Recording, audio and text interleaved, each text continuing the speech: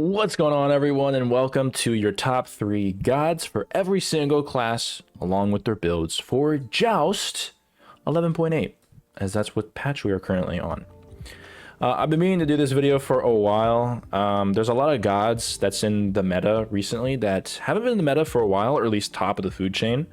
And a lot of them, a lot of gods that are usually the top of the food chain are kind of not there as much anymore.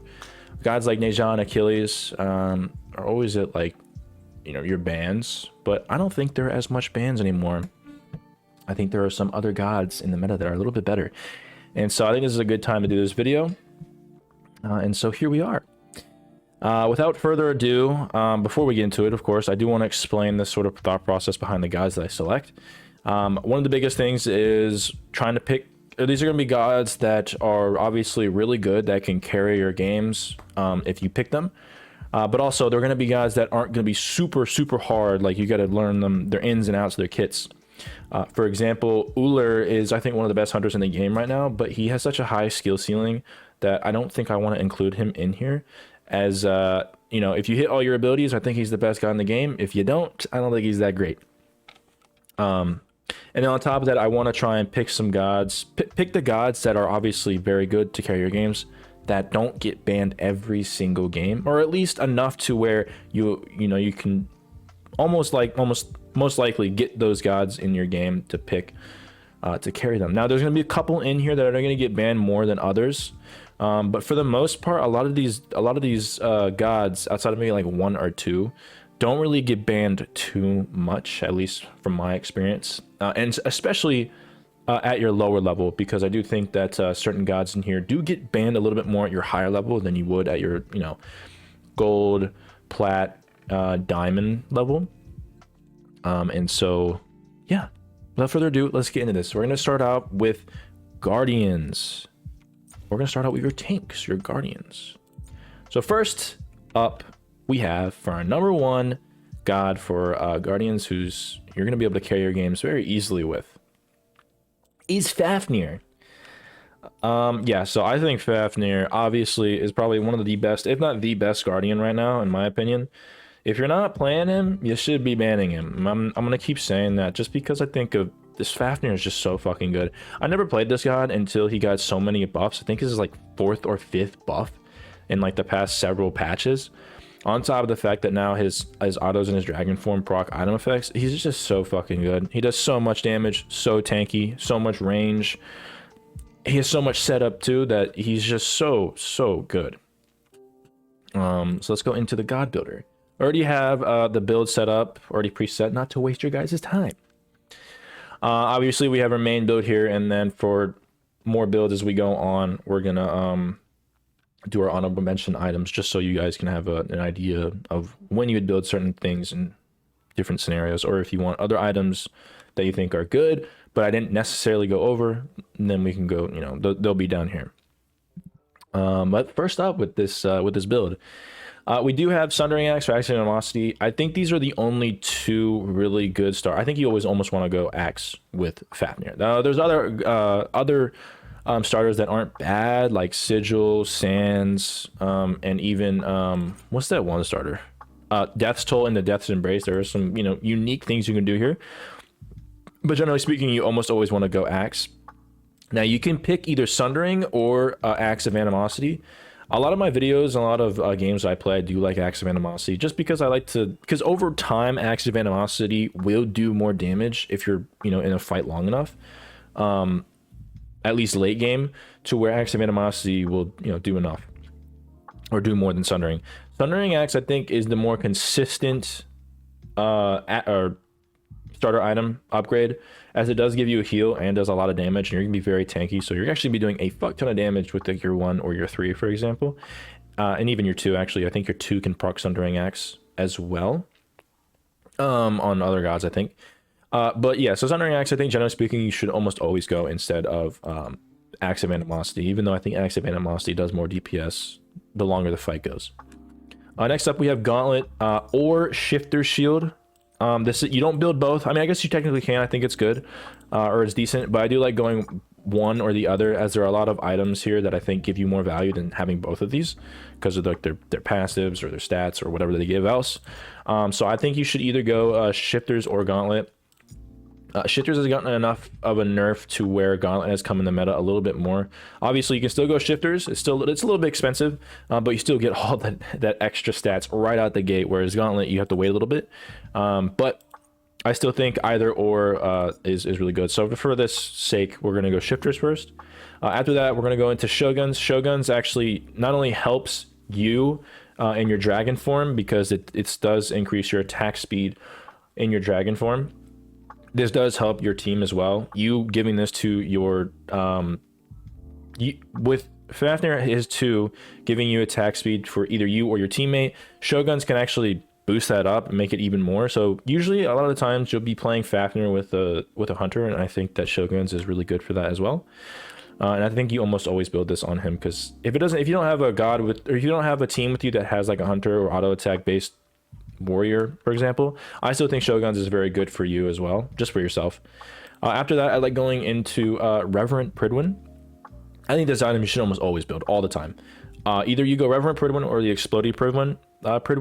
I like going Reverent just because I go a little bit tanky. I like to be a little bit more tankier with its shield. It got a recent buff as well, but on top of that, the amount of damage you do with Fafnir you don't really need the Explodey Pridwin. So I like going Reverent here. After this, I like going Demonic Grip. I think this is the best ring for him, as it does give attack speed, a little bit of damage, but it's passive. With you now being able to proc item effects, I do think that Demonic Grip is just better because it does reduce their protections up to 30%, or with 3 stacks, max of 3 stacks, and you can get that really easily with your autos and your dragon form. Next up, I do like Eldritch Dagger as well, as you're gonna be a lot of times that I play Fafnir, you're going up against double tank, and so I like building items like Sunder and Blink. And if you have a Sunder that's on short cooldown, you're almost always using that in every single team fight, which means you're always proccing your Eldritch Dagger, and that with Blink as well. So you're almost always gonna have this. You blink, you Sunder, ult, you have your Pridwin shield.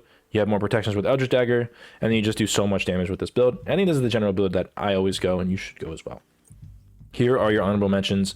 Mantle, Discord, and Spirit Robe.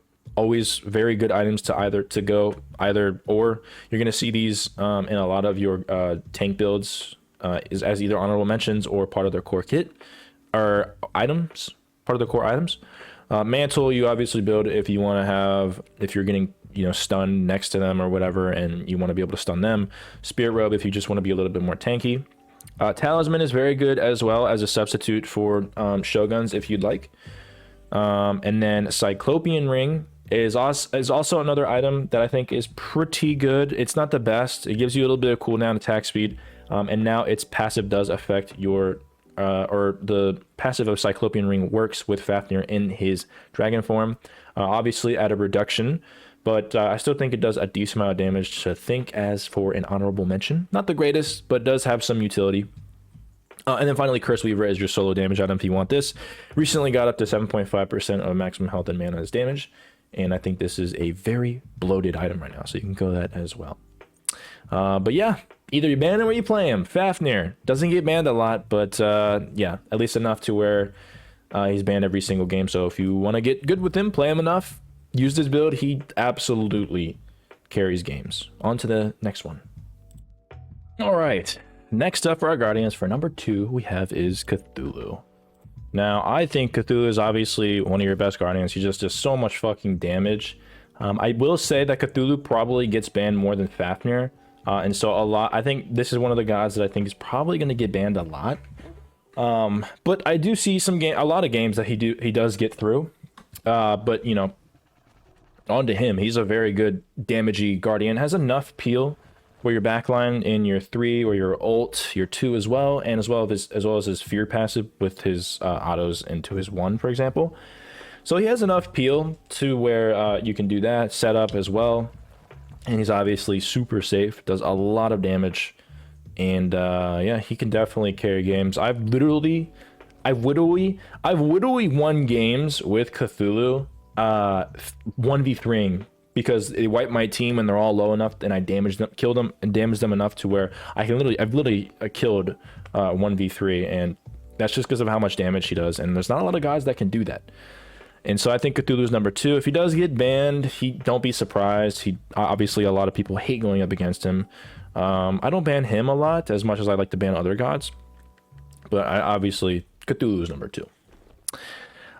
So starting out with his build, we have Sundering or Infused Sigil. Now you can go the other Sigil as well. In fact, we can just go ahead and put that here since we have room. You can go Warding Sigil if you'd like as well. This is one if you want to be more tanky, Infused Sigil if you want to be more damage oriented and you're close to them. And then Sundering Axe is obviously more damage as well. A lot of the times I will go Sundering Axe just because I want more damage, but obviously going Sigil, making yourself tanky is always a good choice. We'll just go with Sundering Axe just for the general. Obviously with Gauntlet and Shifter's Shield, you're going to go one or the other. So let's go ahead and go with Shifters because he does a lot of damage. I do like going Breastplate of Determination or Breastplate of Valor first into Breastplate of Determination. This is just to give him cooldown because he's going to be using a lot of his abilities. MP5 because he's going to be using a lot of abilities. Same with mana as well. And then does give you a lot of physical protections. Then you go into Oni Hunter's Garb, and this is just to be even tankier as well, giving you upwards of 12% damage mitigation, MP5, crowd control, everything that you would need with Cthulhu. Depending on who you're going up against, like if you're going up against double physical, then you would go Breastplate. If you're going first, if you're going double magical, then you go Oni's first. After this, we do have either Spirit Robe or Mantle. A lot of times I'll build Mantle as I'm like really up there close with them with Cthulhu a lot of the times, and so if you do get stunned, or I'm sorry, if you do get CC'd, they will also get CC'd, giving a little shockwave, and you'll be cleansed. But obviously Spirit Robe is very good as well because mixed with Oni Hunter's Garb, you can actually get the maximum mitigation with items if you have paired these two. After that, I like going into E-Staff. I fucking love E-Staff on Guardians. And even mages, but specifically Guardians, because this gives you even more health and mana, and they just buffed it to where you can have 4 stacks instead of 3, so you're just stealing so much, doing basically free damage, doing 8% damage, or 6% damage in terms of health. Otherwise, I think Curse Weaver is also another bloated, disgusting item. Curse Weaver got recently buffed as well, like I said, and so you're doing so much damage with him, and you also get a heal. So either or, I've been liking Curse Weaver a little bit more. But obviously E-Staff is very good as well. And this is your general build that you can follow and should work every single time. Here are your honorable mentions. You do have Shoguns and Talisman if you do have a Hunter that can benefit off that. Void Tomorrow and Void Shield if you just want to do more damage. Void Tomorrow obviously if you have like another magical character with you, or if you just want to do more damage. Void Shield if you do have 2 physicals that you're relying on to do more damage. Eldritch Dagger just obviously if you have a lot of, if you're building Sundering like I said with a Fafnir. If you have Sundering and Blink, for example, you can get a lot of value out of Eldritch Dagger instead of like this Mantle slot. Divine Ruin last up for your damage items for extra. He does proc Divine pretty easily with his abilities, and so if you need some extra anti-heal, Divine is very good on him as well. And then Shield of Phoenix and Glad Shield are very similar. Shield of Phoenix, he procs a lot because he has so many abilities to proc it on, and same with Glad Shield. And I think those are really good options for your slots like Breastplate. Same thing with Shoguns and Talisman for your Onis here. And yeah, that is your Cthulhu build. Let me go down again just in case people want a screenshot or whatever. And yeah, on to the next. All right, last but not least, we do have our third Guardian to help you carry your games. And I think this god doesn't get banned enough or played enough. Maybe it's just me, but our third Guardian is going to be Cerberus. Very similar to like Cthulhu, he does do a lot of damage. And he does have a unique part of his kit that is actually really good against gods who have healing, as you do steal 80%, as well as reduce their healing by 40%. And he's been buffed a decent amount to where I think he's actually just you're one of your best guardians that I don't know why doesn't get banned. And maybe I'm just trolling a little bit, or maybe I'm thinking too high of Cerberus, as he does have some downsides, like being interrupted in his 2 being one of the biggest things. But he's getting buffed so many times that he just does so much damage and is super safe, super hard to go up against. CC immune ult, he has everything that you would want, and he doesn't get banned at all. And so I think Cerberus is your number 3 guardian, and I think I just think people need to play him more, because I think he's just so fucking good. He's gotten buffed a lot, etc, etc. Anyways, on to his build. It's going to be pretty similar to your Cthulhu build outside of a couple items. Sundering Axe, Infused Sigil, and Sigil of the Old Guard, obvious choices. With him, I do like to be a little bit more tankier, so I will go Infused Sigil or Sigil of the Old Guard. But let's just go for Infused Sigil for this build. One thing I did want to point out is Tainted Steel. Tainted Steel, if you're going to play Cerberus and you're going up against a team with a lot of healing, he's very good into that. And so Tainted Steel, along with his passive, makes them not heal at all. And on top of that, you get some healing with Tainted Steel as well, which synergizes really well with his passive. So you just never die. So I do think Tainted Steel is one of your items that you can almost always go on Cerberus if they do even have a little bit of healing. Because the upgraded parts of with Tainted Amulet and Tainted Breastplate are so fucking good as well, both of them. Not a lot of people buy it, but it's still very good situational starter. But for general use, let's do Infused Sigil. Gauntlet or Shifter Shield for obvious reasons. Let's go with Shifters. Breastplate, similar to Cthulhu, a lot of mana, cooldown, MP5. Onis as well, similar things here. Obviously, like I said, you would go Onis for double magical, Breastplate for double physical. One item I didn't talk about with Cthulhu, because I don't think Cthulhu uses it really well, is Pridwin. However, with Cerberus, Cerberus does utilize Pridwin really well. You ult, get that initial Pridwin proc, you throw them away, either by jumping and then placing them wherever you want. And then using your 1, which stuns them, which gives you enough time for, I think, Pridwin to proc on top of them. And then he also gets 20% cooldown, maxing out his cooldown, as well as a little bit of protections, making him tankier. I like Reverend Pridwin more, obviously, because I just like being tankier. But the Explodey Pridwin is pretty good, too. After that, I do love going Stone of Binding on him. I think Stone of Binding is probably one of just the best items on Cerberus. Not only because it allows you to do more damage, because he does proc Stone of Binding a lot. In his 2, as slows count as a proc. In his 1, as he does stun, and his ult, obviously. But Stone of Binding, along with his 2, if you max out your 2 in Cerberus, it does protection shred them. And so you can get up to, I believe, 51 protection shred with his 2 if you hit them all at least 3 times. And because it does slow, it does also stack with Stone of Binding, which means you're going to get, I think, an extra 16 protection shred, which, I don't know, what is that, 60, almost 70 protection shred, if I'm doing the math correctly. Let me know in the comment section down below. But right out the gate, I think that is super good as well. And even if that isn't the case, Stone of Binding procs on every single one of his abilities outside of his 3. So I think that's a very good item here as well. And I think that is it. 1, 2, 3, 4, 5. Am I missing something here? Shifters, Onis, Pridwin. No, I'm not missing anything. If you don't want to go Stone of Binding, for example, you want to do some damage, you can go E-Staff, obviously, or Curse Weaver, because obviously these items are super bloated on your Guardians. I would opt for Curse Weaver. I think that one's a little bit better now, but obviously E-Staff is very good as well. And that's your last item slot. We'll just go Stone of Binding because it does make you tanky. Here are your honorable mentions. You have Spirit Robe, Mantle. If I were to go, I'd probably go Mantle Discord on Cerberus because he can be easily stunned out of his 2. And so this will proc and you'll still be able to use your 2 and do a short little wave of stun, whatever. Void Damaru and Void Shield if you do want to protection shred them. Eldritch Dagger as well, because you do blink with Cerberus a lot, or you do like to build blink, and so a lot of times you'll blink in, you'll get the Eldritch proc, and you'll be good to go. You can get this instead of like your Pridwin here. Divine obviously works really well with his kit if you need a little bit more anti-heal. Shoguns and Talisman for your hunters or ADCs. And that is your Cerberus, or that is your third Guardian to carry yourself in your games with Cerberus. We're going to go over, look at an honorable mention really quickly, though. All right, and we have our honorable mention, and this one's going to be Ares. Ares is another god that I think is... I ban him all the time. Not a lot of people play him enough, but when you do go up against one, it's the most annoying, brain-dead bullshit in the world. As long as you land your chain, you just win the game, in my opinion. So here's your build. It's nothing... I'm not going to go too much into it, as he is an honorable mention.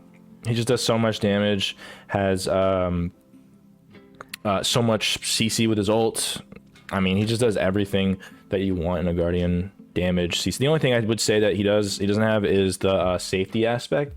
But, you know, outside of that, I think he just carries games as well. Just, he's a little bit harder to play as well. If you don't hit your chain, he kind of just falls off, doesn't do too much. So I do want to put him as honorable, but I think he's like a ban, at least in my book.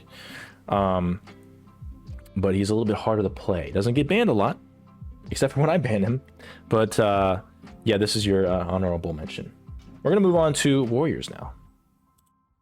All right, moving on to your Warriors. First up on the list we have is none other than Shiva. Shiva is I'm going to be doing a tier list. I think he's banned. Like, I think there's a outplay that there's a little bit of outplay you can do with Shiva, but for the most part, he's the safest god in the game. Really good with setup, does a fuck ton of damage, has a CC immune ult, escapes whenever he wants, and I think he's probably he's like good into every single team comp, in my opinion. So I think he's number one up to carry your games. I like to play him a lot when I try to solo queue, as he's very good at carrying. But with the build, we're going to go into Sundering Axe for the most part. You can go and Fuse Sigil and Sigil the Old Guard if you would like. I think Sundering Axe is just better with him because you do a lot of burst with his 1 and 2. And so a lot of times you can blink in, get Sundering Axe proc with your 1-2, or 2-1, or 1-2, whichever one you want. And he does a lot of damage, so I like going Sundering, but you can go these two as well. After that, you still have your Gauntlet or Shifters. I like Shifters a little bit more, but obviously Gauntlet's still very good as well. He does proc Runeforged a lot, pretty easily with his 2 and his 1 all the time. And so I do like going Flameforge Hammer. This is an item that you can choose not to go if you'd like, and be a little bit more tankier if you would like. I like going Runeforge on him all the time because you just do even more damage, burst damage, especially for your team. After that, we go into Shield of Phoenix, giving you a little bit more tanky stats, along with cooldown, and a passive that they seem to not want to nerf. I think they just don't want to nerf this item, and I think this item is just going to be always good on your type of gods that proc it well. Either that, or if you go into a double magical team, you can go into Genji's Guard for a little bit cooldown as well. But Shield of Phoenix is probably going to be good to go for the most part. Then Spirit Robe or Mantle. With him, I do probably like, if I had to choose, I'd probably go Mantle just to get a little bit more tankier stats. But Mantle, Spirit Robe, sorry. But Mantle is obviously pretty good as well. Either or for the situations. Let's just go Spirit Robe though. And last but not least, I like going Archdruid's Fury as a general build here.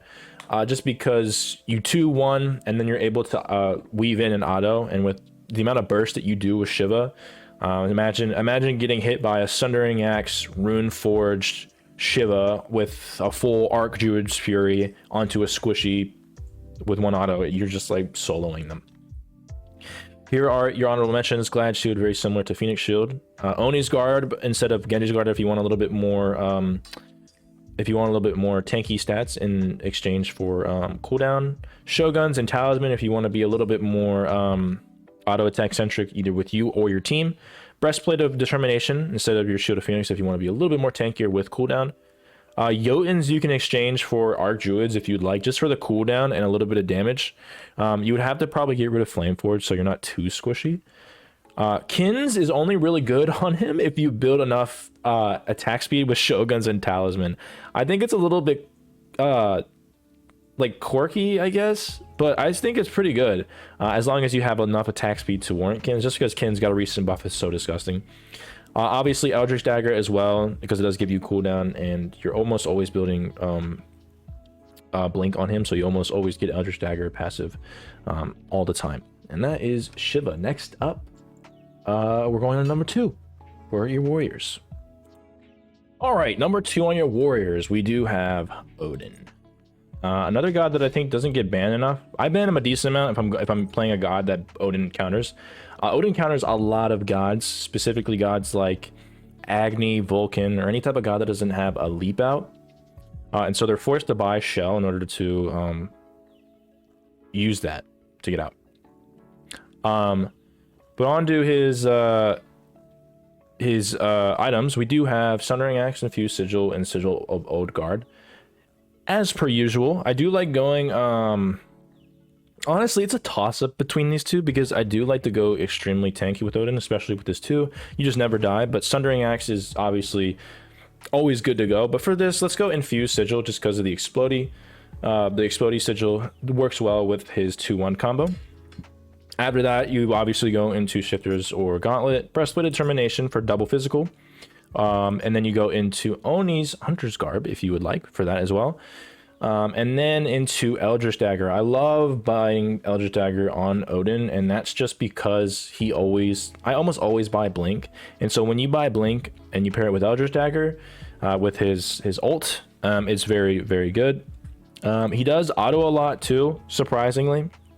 You can auto cancel with using his 2, and so you do take a lot of damage.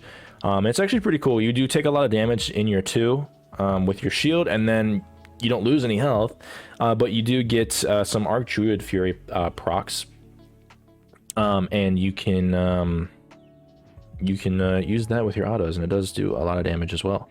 And that's just your general build. Here are some alternate items you would like. Spirit Robe, Mantle for obvious reasons, if you want to get rid of that for Onis, for example. Glad Shield, obviously, for physical, if you want Glad Shield. Obviously, I'm building Breastplate here just because the MP5 is so crucial on gods like Odin that Glad Shield doesn't give you, but you do get it eventually with Oni. So if you wanted to go Glad Shield, you don't actually need a lot of mana, or you conserve your mana enough to where you don't need to get your MP5, then you can go Glad Shield. Pridwin is very good on him as well. I believe the other Pridwin doesn't work on Odin, or it does work, but I don't think you get a lot of value out of Pridwin, because I think if you go Pridwin on that, I don't remember exactly what the interaction was, but I know that Reverent Pridwin from a while ago when I tested this is just the better one to go. Flameforge Hammer with his 2 or his 3, as that's the ability you level up first, in my opinion, is very good with Runeforge Hammer. And so if you're solo queuing and you want to do more damage, you can go Flameforge Hammer instead of like Breastplate or Onis or whatever option here. And I think that's very good. Jotun's is obviously very good on a lot of warriors as your last damage item if you want to get your max out CDR. Shoguns is and obviously Talismans here, I don't have enough room here, but Shoguns if you want to do a little bit more attack speed, as I do believe in your 3 you get attack speed as well. In your 1, if you proc it once and throw it, you do get some attack speed as well as it helps out your team. Glad Shield, oh oops, I already put Glad Shield. Well, there you go. There's Talisman should be here. Let's put Talisman here. I can't believe I put Glad Shield twice. There you go. Talisman right there. But that is your build. Please, like, play Odin, man. He's just so good, and especially in double tank. And not many people know his ult has 100% anti-heal too. So if you ever go up against a god like Aphrodite, it completely shuts her down if you ult her. And so that is your second warrior to carry your games with, Odin. All right, our final warrior, not really surprising, I guess, but it is Mulan. Mulan, I think, has gotten nerfed enough to where she's not like an ultra ban, and she's been getting through a decent amount, at least in my games. And I still think she's very carryable, or she's a guy that can carry games very easily. She got nerfed a decent amount, but I still think she's like your S tier god. That people don't ban as much anymore, but I played her a few times after the nerf, and she still feels pretty good, just not as oppressive. And so you can definitely carry games with Mulan. Still. So we have Sundering for obvious reasons, and you do have Sigil as well. I do like Sundering more on her just because of the damage she does. On her, you have either Gauntlet or Shifters. Shifters I pick up more often than not. Flameforge Hammer, obviously really good with her 3. You use your 3, it procs it, and allows you to do more damage with your 2 and your 1, which you usually get off right away, so it's going to be doing a lot of fucking damage. Another item you don't necessarily need, but on Mulan, I think you almost always pick this up, at least when I play her. A lot less valuable if you're not doing double tank is what I'll say about that. After that, we have Shield of Phoenix, kind of similar to like your Soul Eater. I don't know if people know, but Soul Eater is pretty good on Mulan with her 2. But with Shield of Phoenix being in this game, you use your 2, and you kind of act as a pseudo Soul Eater with a lot of the tank stats and cooldown. So I almost always like building Shield of Phoenix. If there's 2 physical, if not 2 magical, I do like going Oni Hunter's Garb just to be a little bit more tanky, along with some more MP5. But let's just say we're going against double physical, go Shield of Phoenix. After that, we go into Reverent Pridwin. I do like Reverent Pridwin a lot on her. You use your ult to either get away or go in. Either way, Reverent Pridwin is really good to make you more tanky. And then finally, you can go Arc Druids. Now you can go, obviously the Arc Druid start is still very good, but I do like going Shifters first. But if you want to go Arc Druid's Fury first item up, you can as well. But either way, this Arc Druid's Fury is good in this build wherever you put it, really. I like building it last just because it does scale better as the game goes on, but it's not too necessary, as you can still build it first up. But Arc Druid's Fury, very good. You weave in autos pretty well as well. Here are your honorable mentions: Mantle, Discord, and Spirit Robe for obvious reasons. With her, I think Mantle is better because she can get stunned out of her combos with her 2 and her 1 once you level them up enough. So I do like Mantle a little bit more than Spirit Robe, but either or. Glad Shield, similar with Shield of Phoenix if you want that slot as well. Shoguns is obviously very good. I do believe you get a little bit of attack speed. I can't remember which ability you do. It's either your 1 or your 2. I think you get a little bit of attack speed. And so Shoguns would be really good on her, along with your team. Breastplate instead of Shield of Phoenix if you wanted to be tankier, have more cooldown in exchange for a little bit of damage and sustain that you get. Jotun's last up if you want to max out your CDR. Very good on almost all hunters, or warriors, sorry. And I think it's really good. And then Genji's instead of Oni's for your Shield of Phoenix slot right here. Is very good. It does give you cooldown, and you can be a little bit more selfish on Mulan with this. And there is your third one up. There is your Mulan. Still very good god. Still think you can carry. And we're going to move on to our honorable mention. All right, for our honorable mention, who honestly could be in the top 3, we do have Kukulin. It's already up there. Damn, you already saw it beforehand. Whatever. We're gonna go into his build. I think he's very good. I'm not gonna go too much into the build. It's pretty self-explanatory. We'll just scroll through it. But obviously, he does so much damage. I remember he got buffed, nerfed, and then buffed, nerfed again. But I still think he's obviously very good. Items like Shield of Phoenix and Erendite specifically geared towards him make him very, very good. Here are your honorable mentions. But yeah, with his ability to proc his ult several times, Glorious Pridwin's gonna be very good on him as well. I do like going Sundering Axe on him a little bit more than Sigil, but either or works really well.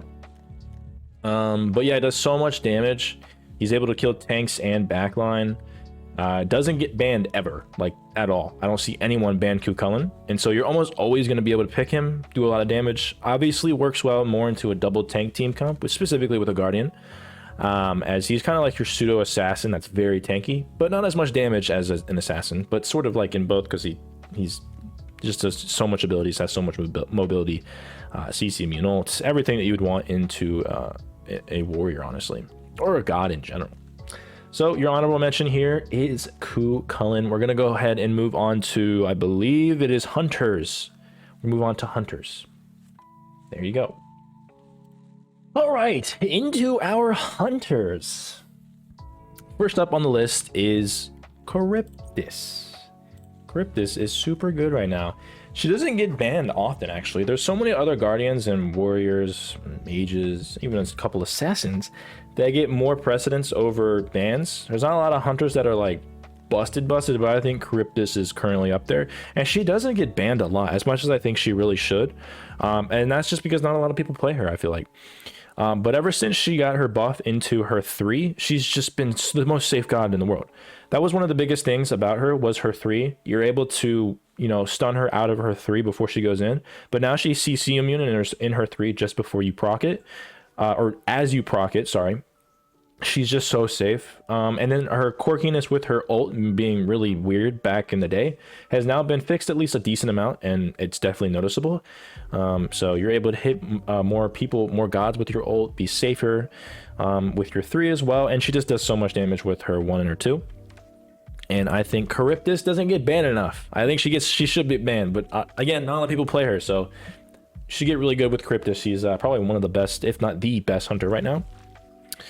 So first up, we're going to go into starters. There's really only one starter you want. I guess you can go into the other Cal, but I just don't think that it's all as good as Leader's Cal. And that's just because of its passive giving you increased power. And I think Leader's Cal is just probably your go-to every single hunter, auto attack hunter. Next up, Crimson Claws instead of your Aussie. Crimson Claws is a lot better now with the amount of lifesteal it gives you now.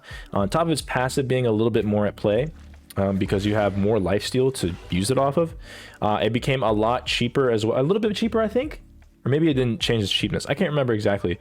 But I do believe Aussie did get nerfed. I think its price went up. Something happened to Aussie. I can't remember. But Aussie got nerfed. Crimson Claws got buffed. And I think Crimson Claws is just your go-to item now. After that, you do have either Xe here. You can go into Envenomed Xe if they have shields or anti-heal, or you go into Ferocious Executioner if you need a little bit more damage protections with its glyph, and they don't have, you know, a lot of shields and anti-heal.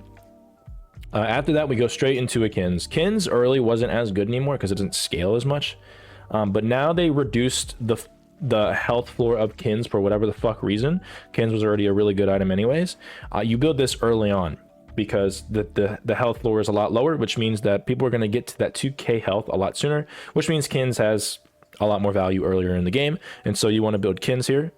After that, I like going into Hasten Fatalis. It's not the most necessary item, but I do like it right around here anyways, just because, I mean, being able to hit people while skating across like a goddamn ballerina is obviously really good, because you're just so fast.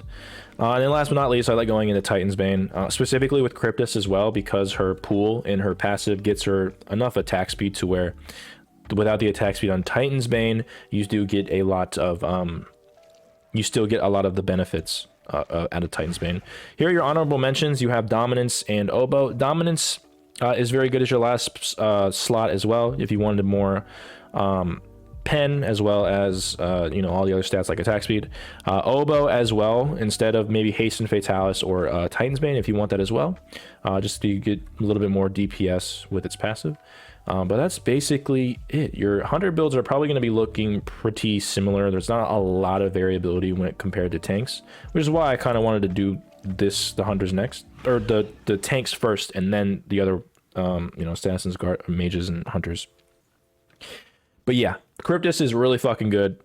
She's not really underrated. I think everyone knows she's really good, but not enough people play her to ban her enough. But you know, when you go up against a Cryptus, it's like, oh fuck, I gotta go up against this thing. So play Cryptus. She's really fucking good. On to the next one. All right, for our second hunter, we have Hoi. And yeah, Hoi has been just getting buffs after buffs. I say like Fafnir back in earlier in the video, that Fafnir just keeps getting buffs and buffs. No, this god keeps getting buffs and buffs and buffs. I don't know how many times they have buffed his one. His one has gotten, like, no exaggeration, like 8 different buffs, and it makes sense because it's really good in Conquest, or it's really geared for Conquest and trying to buff Hoi because he's not the greatest in Conquest. But I mean, Jesus, they reduced recent buffs. They reduced his cooldown by a lot and all of his abilities, I believe, except maybe his ult. And then his one just does so much fucking damage. They've been just hammering at his one, and he's just so good, so safe, does so much damage, has great setup, and it's sort of like a AA type of hunter, but can go a little bit of damage because of all of his abilities do a fuck ton of damage. With that though, his build is going to be pretty similar. You're going to almost always go Leader's Cow into Crimson Claws as just the best lifesteal for your hunter, and most hunters almost always want to get some type of lifesteal, especially with his passive, giving you a maximum shield health a lot easier. Dominance, I like going second on Hoi, and that's just because of the amount of abilities he has. He runs out of mana so quickly, not as much as Xbalanque, but you know, enough to where Dominance has a lot of value, and I think going second item Dominance is very good on him. So I like to do that a lot, or for most of the time when I play Hoi. Kin's third, obviously, because of what I said earlier. It's just too good right now to not build third item. It just fits it really nicely there. After this, I like going into obviously Venom X, see if they have anti-heal or shields, or obviously Ferocious Executioner if they don't have that. One thing I do like here instead, for the most part with Hou Yi, is this Xe instead of Hastened. I think Hastened is good here as well, and it's here as in your honorable mention slot here, as you can still go Hastened here, but I do like going you know, in Venom Xe or other items that you need, because Hou Yi is more about damage rather than sticking on to targets, especially with this kit allowing him to have a stun in his 1 and his ult, that I don't think you necessarily need hastened as much. After that, I like going into a Titan's Bane. Titan's Bane is super good on him, specifically because of his 1 and his passive of Titan's Bane getting you up to 40% off of 1 ability. And now if you get a bounce late game with Titan's Bane, you might just one-shot. You can already one-shot with Hou Yi, but this secures your one-shot even better as long as you haven't used your passive within 5 seconds. But either way, I do like Titan's Bane on him a lot too. Outside of that, you still have Oboe and Hasten Fatalis as your honorable mentions if you would like. And yeah, play Hou Yi. Hou Yi is really good. He's my go-to hunter for most games if I do end up playing hunter, which is very rarely. He just does so much. So there's your second hunter. On to the third. All right, and our final third hunter that we have here is Marticarus. Now, I wanted to put Medusa in one of these, but I think she still gets banned a lot, so you're not really going to see her, even though I don't think she's as good as she once was, obviously with all the nerfs. But Marticarus, very, very good god. I don't really know why people don't play him. He actually is one of those gods I hate going up against because of how safe he is. And being able to free cast from so far and do so much damage at the same time. Because what ends up happening is late game Marty, you're never going to be, if you position correctly, obviously. You have your relics up, you have your ult up on a negative cooldown because you're building full cooldown on him. You're never going to be able to get to him. So he just free casts. He's just so safe, does so much damage, and easily carries games. With that, though, he is a ability-based god, so a lot of the times you're not going to build any of the AA items. So first up, we have Bluestone Brooch. You're always going to go Bluestone. I don't think there's any other item that you're ever going to go on Marty in terms of your starter. After this, you go into Jotun's Vigor. I think this is a lot better than... You'll see down below we'll just skip to the honorable mentions. There is an item called Soul Eater that I think is really good in the meta right now. But I do think that Jotun's Vigor, especially with its passive, is going to be more than enough. He already has base healing in his kit. And I think this build right here is optimized a lot better. So you're going to get some healing out of that. But it gives you cooldown, damage. Trans is your second item. And that's just because you can stack trans a lot easier now in your second slot. Gives you all the MP5 that you need once you stack it up. Fail Not will cap out your cooldown. Give you a little bit of crit in its passive and some physical penetration. Titan's Bane, for obvious reasons, does so much damage and it's passive. You have 30% physical penetration. And then you finally wrap it up with Heartseeker, which gives you your max capped 40% physical penetration. So it's optimized with that as well. And specifically with Titan's Bane, because you can overcap with Titan's Bane in terms of percent pen, you can actually get up to 60% pen with one ability with Titan's Bane passive. And then that's basically your build. Super safe with max cap cooldown, max percent pen for your double tanks. You have all the mana in the world. Here are your alternate or your honorable mentions. The reason why I like this build better is just because it's optimized, but you can go Soul Eater instead of Trans if you'd like. You can go Crusher instead of Fail Not if you'd like, and then Brawler's Beat Stick is here if you have need some anti-heal. But I do like this build just way better, just because it's optimized better. And yeah, that is your third pick. Play him. He never gets banned, and he's just super safe. Once you learn the ins and outs of his kit, which isn't hard because his abilities are super easy to understand, you just never die, and you just do so much damage. You carry games easily with him. So that's your third, and we're gonna go into our honorable mention right now. All right, finally for our honorable mention, we do have Anhur. I absolutely hate going up against this god. I don't think he's the best god right now, and here's his build. His build is pretty standard. Nothing really changes for AA. He's not the best right now. I think he's obviously S tier, and I think you can carry games with him. The problem with him, though, at least with me, I absolutely suck with on her. And I think my worst class is probably Hunters, even though I'm fairly competent on them.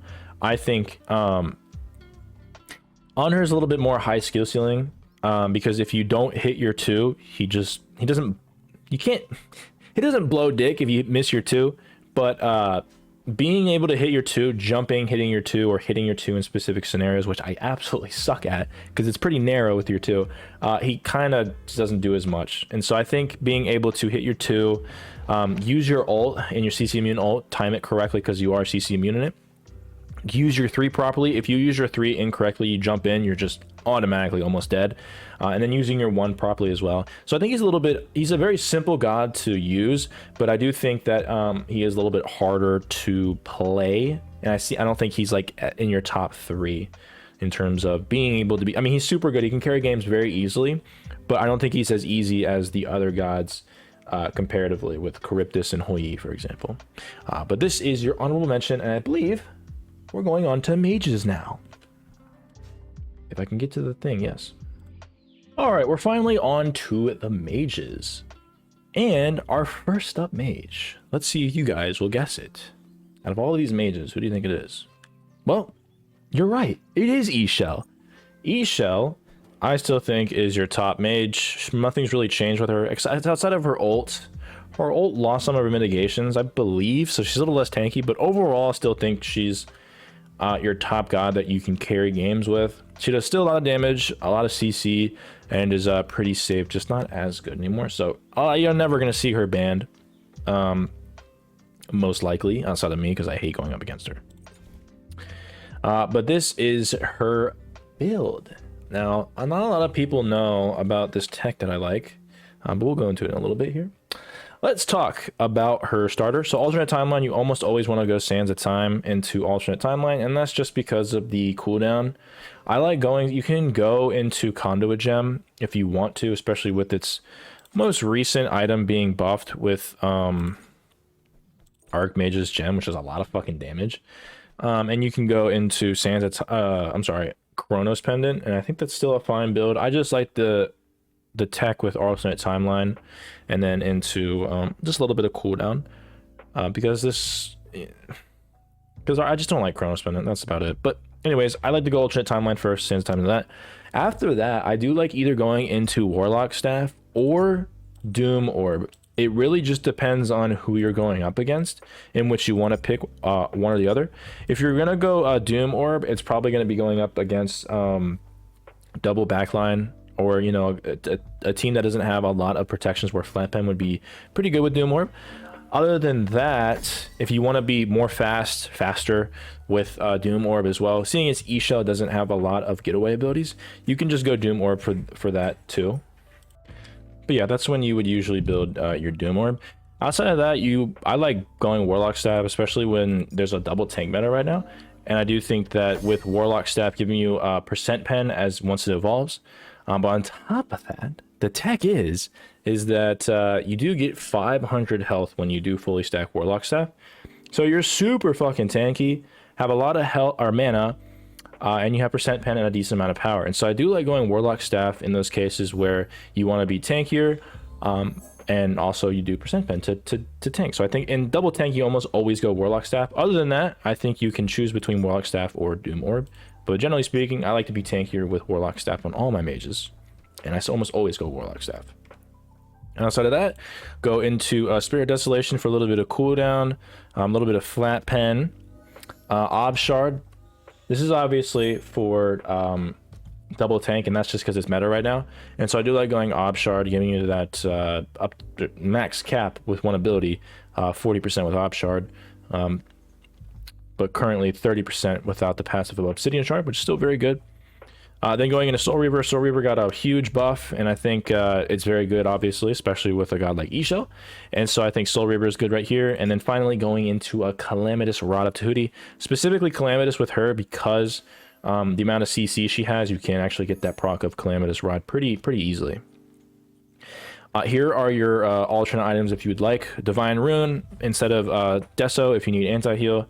Ethereal Staff instead of Calamitous Rod if you want, you know, if you want more health damage. And I think this item is really good. But with this build, you do get cap percent pen as well. So keep that in mind.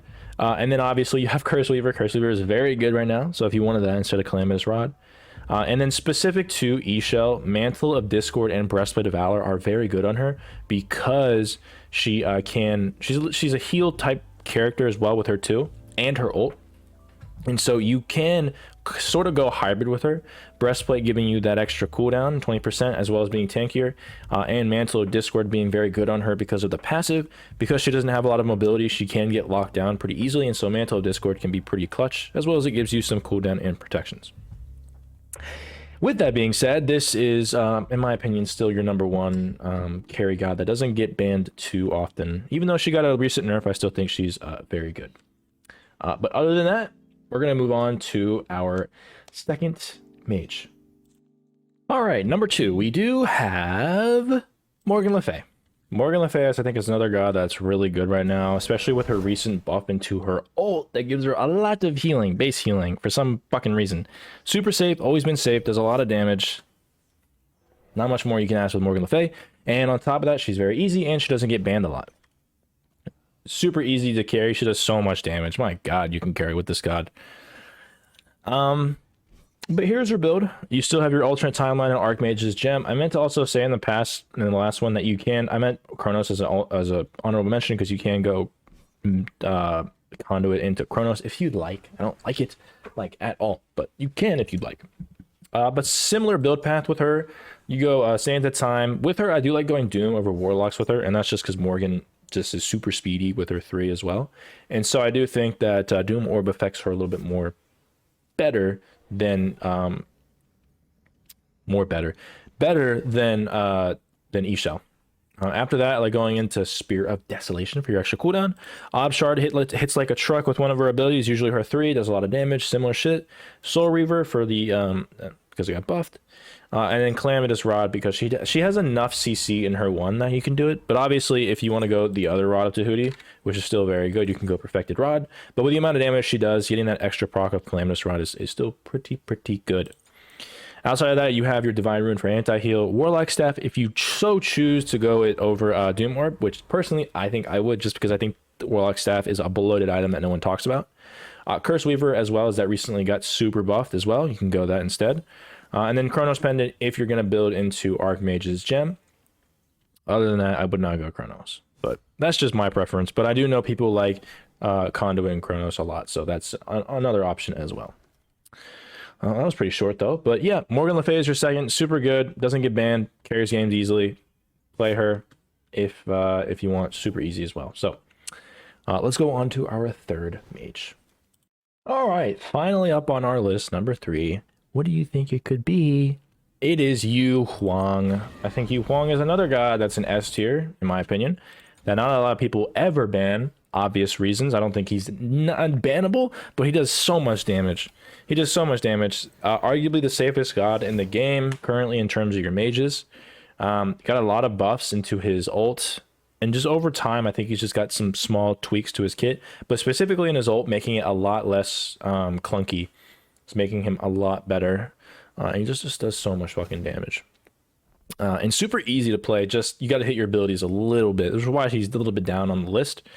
Because if you don't hit his abilities, he's kind of obviously not really good. But yeah, I think he just carries games as well. Every time I ran into some GMs, and at the end of the game, I get top damage. So as much as I like to say it's my skill, a lot of the times it's gods like Yu Huang that can really get you or facilitate you doing so much damage.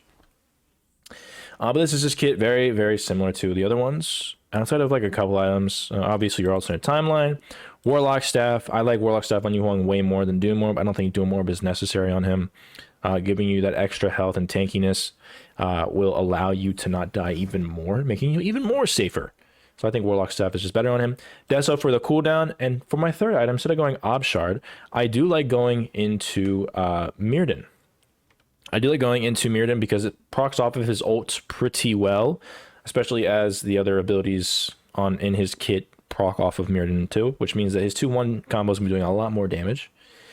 After that, I do like Soul Reaver. Oh, and Mirrodin gives you cooldown, so you have 30% cooldown with this build. I like going into Reaver after this. This shouldn't actually be here. I think this should be down here. Sorry. And then this should be here. This should be here. Reaver for obvious reasons, and then Ob Shard to cap out your percent pen. And I think this build is just your go-to for him. You can honestly go Ob first and then Reaver, or either or. But going both these items, I think you just do so much damage. And here are your honorable mentions. Doom Orb if you would like. If you want to have that for your first item instead of Warlocks, I don't think it's as good. But it's honorable. It's not the worst item, and I think it's still pretty good. E-Staff for extra damage for, you know, similar to like a Soul Reaver. Makes you even more tankier as well. And pairing that with like a Warlock staff, you can get like 3k health. Divine Rune for anti-heal. Curse Weaver, obviously, for extra damage. Chronos Pendant for if you want to build Archmage's Gem for whatever reason. And obviously, Rod of Tahuti, you can go last if you just want to do more damage without the percent pen added. You know, if they're not as tanky, you can go Calamitous Rod instead of Op Shard, for example. Pretty easy god to play, super good with his damage, one of the safest gods in the game, and not too hard to play, and he never gets banned. So play Yu Huang, very good god that not a lot of people play. All right, and with our honorable mention, we do have a god that got recently buffed as well. We have Discordia. Discordia, I think from last was the last tier list I did for 11.7, I didn't think she was as good, but she recently got buffed her 3, and I think maybe her ult, I can't remember exactly what it was, but I know she got her 3 buffed, which means that her ult goes on cooldown now. So this is the build, very similar, almost exactly, if not the exact same as Yu Huang build, with Mirrodin, Warlock Staff, and alternate timeline. But yeah, she's very safe with her 3 now, and being able to, because her 3, if you don't know, puts her, or adds, or reduces your cooldown on your 1 and your 3, and now your ult, when you're inside of her 3 a lot. So you can actually throw out abilities super quickly, and so I think that makes her a lot better, especially with her ult.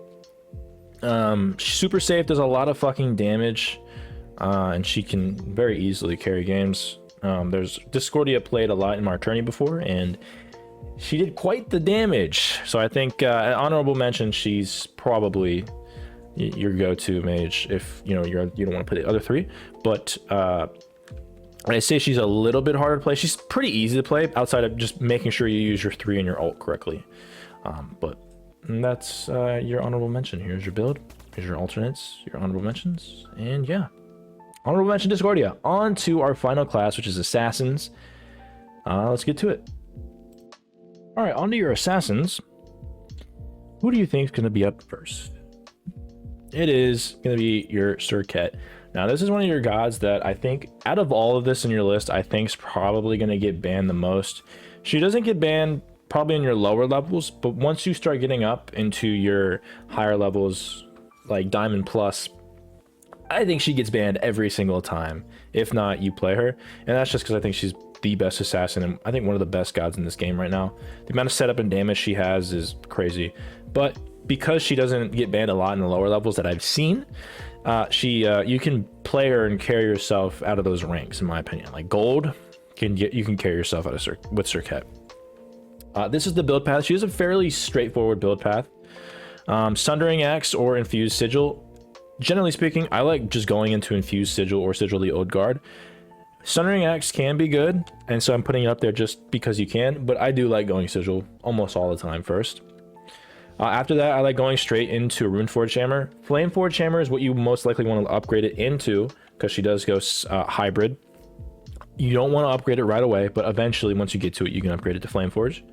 I like going into Shifter's Shield for a little bit of tank stats. Still a very good item. And then Jotun's Wrath to get you that 20% cooldown. And these are going to be your 3 items that you're going to be almost always going with Serket currently. And now the build path you would want to go into, or the whichever one you want to go first into, it depends on you. I've seen people go Shifters first into Flameforged into Jotuns. I've seen Runeforged into Jotuns into Shifters. Any build path you want out of these 3 items, as long as it's these 3 items, in my opinion, are good enough. And then I do like going Eldritch Dagger as your 5th item, and that's just because you almost always go Blink on her, and so Eldritch Dagger is going to be very good. Super mobile god. She just never dies, basically, as you almost always have a leap and a getaway with your ult if you need it.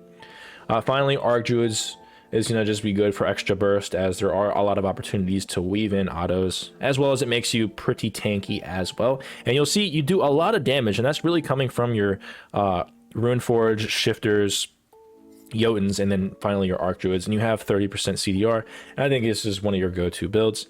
Outside of that, you do have Glorious Pridwen. I think really works with her ult, because you're on someone, you can proc it, you know, both of the procs of Glorious Pridwen almost all the time. You have Mantle and Spirit Robe if you want, instead of, like, you know, your Eldritch Dagger. Same with Glorious Pridwen. And then finally Beat Stick if you need some anti-heal. But again, Serket is one of the most OP gods in the game right now. One of the best OP gods in the game right now, if I said that correctly. Has super mobility, never dies. You build a tank, he still does a lot of damage with his build. You buy Blink, you're just never gonna ever die. And so yeah, that is your Serket. And obviously, like I said before, a lot of the time she is gonna get banned, but if she doesn't and she slips through, then you should play Serket. But on to our next assassin. All right, into our second assassin, we have Hunbats. Nobody plays this guy, but I think he's super good. And I think his win rate is super high as well. Very similar. He plays almost exactly the same as Serket, just with a little less CC, because he does have a crazy amount of mobility as well. Not as much Serket, because she can use her 3 and her 1 to get away. Hunbats uses his 1 obviously to jump away, but his 3, you can use your 3, has a bigger range now, and so now you can use your 3, teleport and run away. Very similar to Serket, it's not the same. On top of that, he is like CC, or he has a ult, one of the best ults in the game to set up, and he can build that hybrid type, and he never gets banned. He never gets banned. It does so much fucking damage. And you'll see from this build is very similar to Serket's, as this is just a general build. But Sundering Axe, I think for the most part, it's probably going to be your go-to. He procs Sundering Axe pretty well, and I don't think... obviously, you can go Sigil to be tankier, but I think Sigil is obviously a little bit better on Serket than it would be for Hunbats. Oops, I forgot to add this. So I would honestly go Sundering Axe first, for generally speaking. Outside of that, instead of Runeforge, because he doesn't have a lot of consistent CC in his kit, I do like going Blackthorn just to give him that extra tank stats. Blackthorn is still a very good item. People don't build it, but it's still very good. And then Shifter's Shield, and then going into Jotun's cooldown. Very similar. Obviously, you can go into, like I said, with Serket, you can go in a different order with these items if you'd like. But as long as you build some of the similar items, Blackthorn not as necessary as it would be for Runeforge with Serket, but Blackthorn I think is pretty vital to make him sort of hybrid-like. And then Eldritch Dagger, very similar to Serket. You're almost always going to buy Blink on Hunbats, either to blink in an ult to get someone's beads, or to blink in an ult to start a fight. Because if you use your 1, it's very telegraphed, because they're going to know if you're jumping into ult that you're always going to they know that they're going to be ulted. And so getting Eldritch Dagger, having your beads or your blink on a lot quicker cooldown, able for you to blink in ult, get their beads. Eldritch Dagger is going to allow you to get your blink back up a lot quicker, which means that you can, once you rotate your beads again, you get your second cooldown. You're going to have your blink on a quicker cooldown than you would on the enemy team who just beads because of Eldritch Dagger. You can use your blink your second time, and you'll have their beads down, and you can kill them basically for free because they don't have any WCC unless they predict it and ult, and they have specific CC immune ults, but that's neither here nor there. Eldritch Dagger, very good on him as well.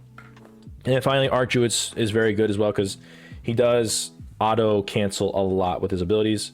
You auto 2, or you auto 3 auto with his 3. So there's a lot of times you can interweave autos with Arc Druids Fury, and I think it's really good as well. Outside of that, you have Stone of Binding, very good with his ult. Mantle and Spirit Robe, just because if you want more tank stats with a little bit more utility, because he does have to get close to the enemy, so Mantle Discord would be very good with him. Brawler's Beat Stick for anti-heal, and then Titan's Bane instead of Arc Druids if you need more of that percent pen and you're going up against tanks, for example. But that is your build for Hunbats. Hunbats, super good, never gets banned, pretty easy to play. Once you know, just play him a couple times, he's not hard at all to play, but super good.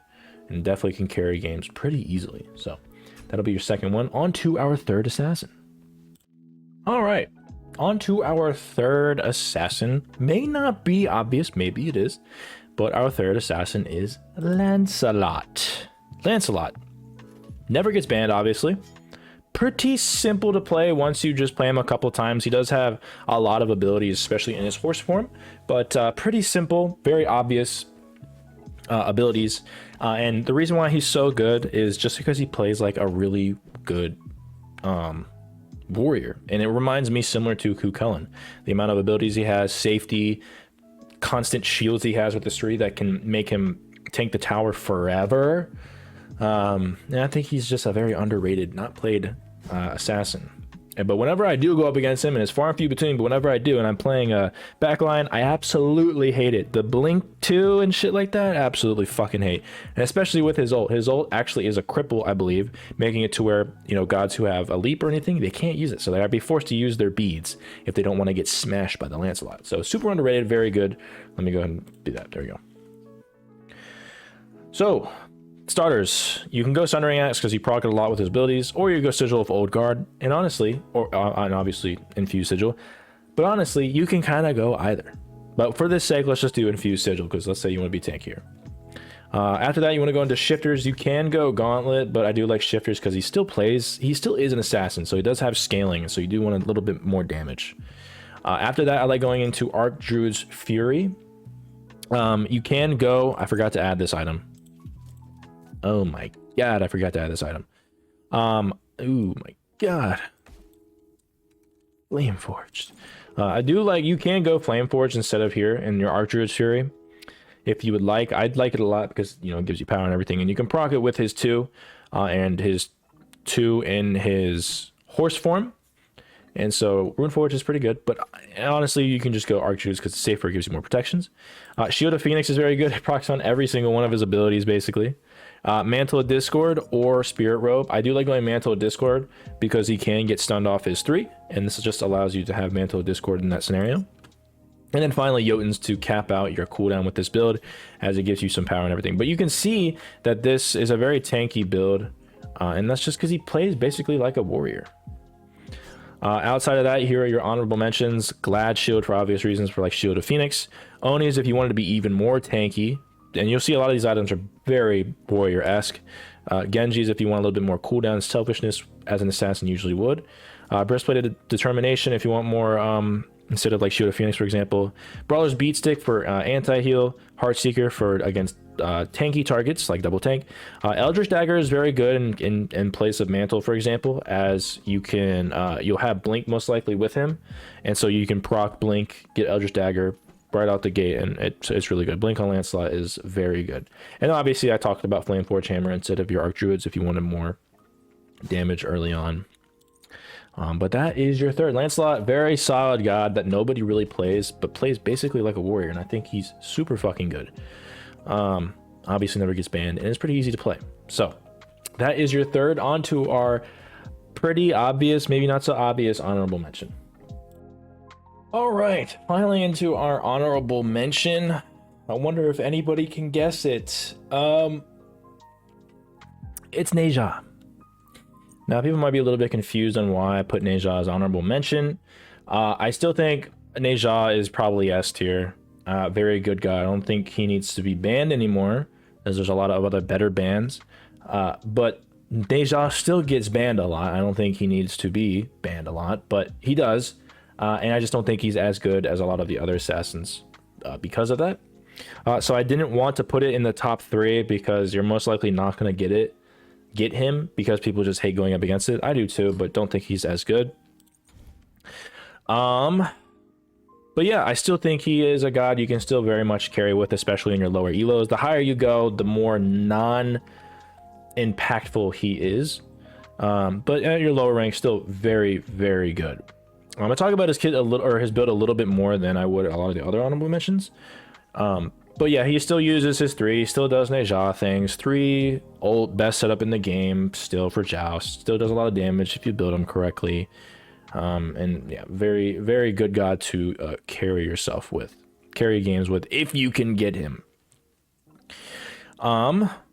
But yeah, so you do have a lot of starters you can go. I like going Bluestone Brooch a lot more now than I used to. I would go like Sundering Axe or Sigil Old Guard, and you still can if you want to be tankier, or go the generic route with Sundering. But I do like Bluestone, and that's just because he procs Bluestone really well with his 1. Obviously his 3 and his ult, but basically his 1 procs Bluestone really well, and can... Obviously you can throw your 1 into your minions, and it'll ricochet off enemies sometimes, and so you can be across the entire part of the lane and still hit somebody with Bluestone Brooch, and does a lot of damage. So I like going Bluestone. Outside of that, your first item's either going to be Shifters or Prophetic. I like Prophetic just because you can proc it really easily with his 1. If not, you can still go Shifters. Rune Forged you don't need, but I do like. In fact, I'm probably just going to go ahead and put this as Flame Forged. You would go Flame Forge on... I say it's way too late. Maybe people are gonna ask, but you obviously go Flame Forge Hammer the more tankier you are, whereas the other Rune Forge Hammer you go if you don't have a lot of tank stats, because Flame Forge does stack or does extra damage based on how many protections you have. But I do like going Rune Forge with this 3, allowing you to do more damage. And allowing the team to do more damage. It's like one of the best setup in the game, at least for Joust. And with that, it does stack really well with Glorious Pridwin, because you get the initial proc with your ult, 3 ults. You get the initial damage from Glorious Pridwin. You go up in the air, you hit him 3 times, you come back down, and as soon as you come back down, you get the second proc of Glorious Pridwin, which is really nice and stacks really well. And at this point, you have 30% CDR and a little bit of damage as well. After that, I like going into Mantle just because you can get stunned after you get out of your 3. And so you do want to make sure that, because he's super vulnerable after you use your 3, so I do like going Mantle. And then Archdruid's Fury is very good as well, because you can use your 3, throw in an auto, and you can get an Archdruid's Fury proc, and then you ult them, and you can basically one-shot somebody if you have like 6 stacks of Archdruids, for example. And that's just a generic build that I have. Outside of that, you still have... I forgot to add this. You can have Jotuns in there too. You do have Glad Shield and Shield of Phoenix if you want, instead of like, you know, your Rune Forge or something like that. You do have Cad Club, which is very good. If they don't have anti-heal, I do like Cad Club as your solo damage item, because it does give you MP5, cooldown, health, a little bit of power, healing increased, and then on top of that, allied gods within 7 units have 10% increased crowd control reduction and 3% movement speed. So you do also get an aura. It's a pretty good item. Just it's pretty niche, and I think the niche is on Nejan, and if you want to build that, it's very good as well. And I don't think you build it every single time, so why it's unhonorable though. Oni's is very good as well. Breastplate as well, and then Jotuns if you want to have your extra cooldown, for example. You can honestly get rid of Runeforge here, go Archdruids here, and then last item go into Jotuns if you didn't want Runeforge, for example. But that is your honorable mention for your assassins, and with that, that is every single one of your gods. Top 3 for every god. I didn't think this video would go on that long, but I think I went over it quick enough to people who just want to skip through it for every single class. I go over a generic build as well as some honorable mentions, and I also go over gods, like I said, that are really fucking good that you can carry with, but also don't get banned all that much outside of a couple gods, and that are also pretty easy to play outside of maybe one. I just remember there was one god that's pretty hard to play, or not the hardest. I think it was Ares, but he was an honorable mention. Anyways, that's not hard to play, and so I've been wanting to make this video for a while, because, you know, I bet you some of you might think that I'm, you know, obvious gods like Achilles are going to be in your warriors, but there's still other gods in here that can very much easily carry games that not a lot of people know. Yeah, that's kind of what I wanted to do here. Hopefully you guys enjoyed this video. I plan on making more of these videos in the future, whether it's Smite 2 or more Smite 1. We'll see. But I do enjoy making these videos. Obviously it's not a innovative video, but I do like it because not a lot of people do this for Joust. But like, again, if you like this video, like, comment, and subscribe. Discord is in the description down below if you'd like to join, talk to me. A great community. Memberships are open if you'd like to support me. One of the best ways to support me, but obviously you don't need to, as simply watching the video is good enough for me. If I may have missed something, or if you have feedback or suggestions, please let me know in the comment section down below. But other than that, I think that is everything that I have for you. So with that being said, thank you guys for watching.